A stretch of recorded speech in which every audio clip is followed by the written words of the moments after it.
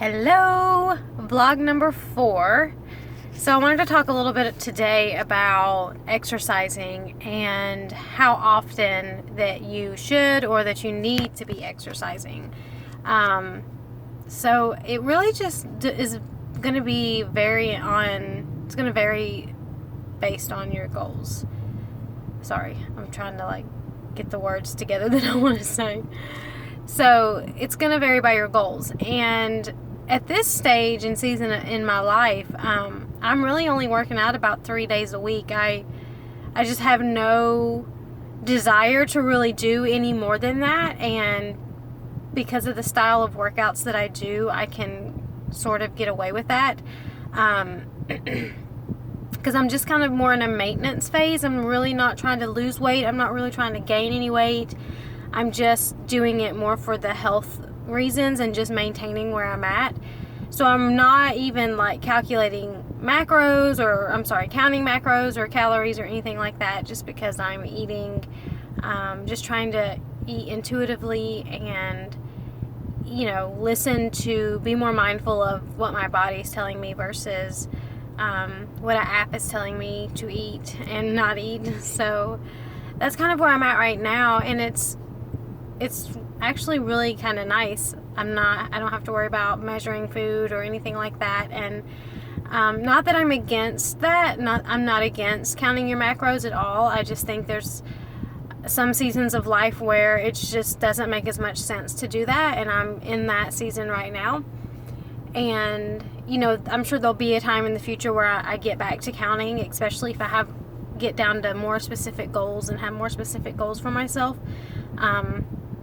I'm probably the heaviest I've been since having Sophie, which is kind of crazy because at my heaviest before I had Sophie, and I'm talking before I actually got pregnant, not while I don't count my pregnancy weight with her when I talk about before Sophie. So, at my heaviest before being pregnant, I was 170 pounds, which I'm only 5'4", so that was quite a bit of weight on my frame. So I'm actually at 147 right now. So I think the lowest I ever got was 110.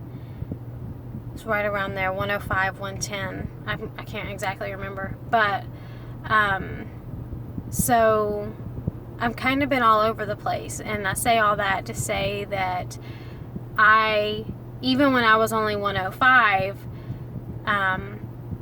I wasn't necessarily happy with that weight because I was so consumed in clean eating and using exercise as kind of a form of punishment if I got off track and things like that. So even though I was super, super thin and I was super in shape and I could run for miles and miles and I was doing all these races,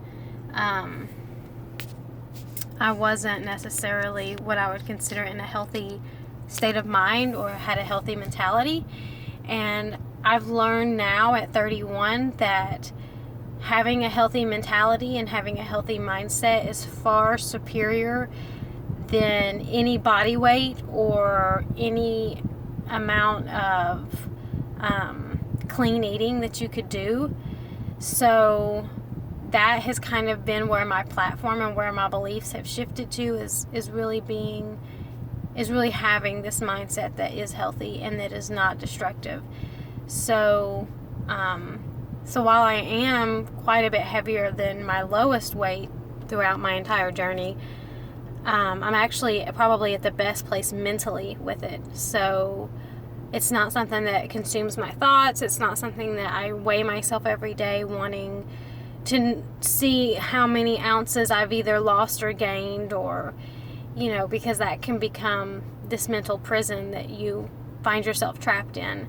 So, while I do think that if your goal is weight loss, you do need to be mindful of your calories. You do need to be mindful of what you are eating. Because at the end of the day, it is an energy balance. So if that is your main goal, is to lose weight, and that's fine. That's a fine goal to have. I would still suggest knowing where you're at as far as your calories are concerned.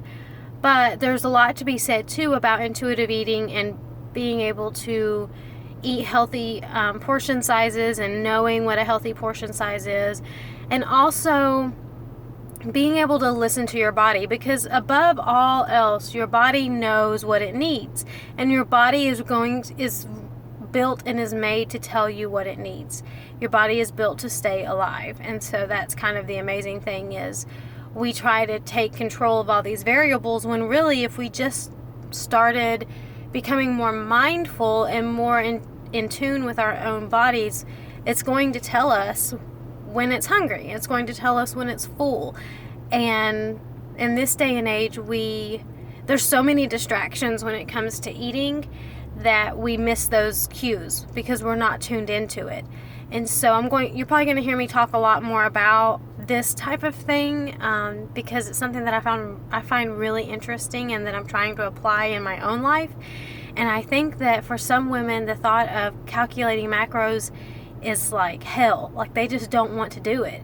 And I want to be able to give those women hope that there is another alternative to that lifestyle. That if you are fine with counting macros, then that's great. But if that's something that you just think is going to be too consuming of your time and too consuming of your life, then there are other ways you can do it. It doesn't have to be this, count everything, measure everything, weigh everything lifestyle. There are other ways of doing things, and I'm learning that for myself, and I want to be able to provide what I learn and what I find that works to other women. So that's kind of where I'm at right now. I know this was kind of all over the place, but I've been super, super busy with work and the podcast and all these fun new things that I'm doing. And, exercise, I'm not saying it's not a priority. It certainly is a priority. But it's not my life anymore. So I hope that gives you some encouragement. And it's Friday, so I hope you guys have a great weekend. And hopefully I'll have a new vlog up sometime next week. And happy Friday. Talk to you later. Bye.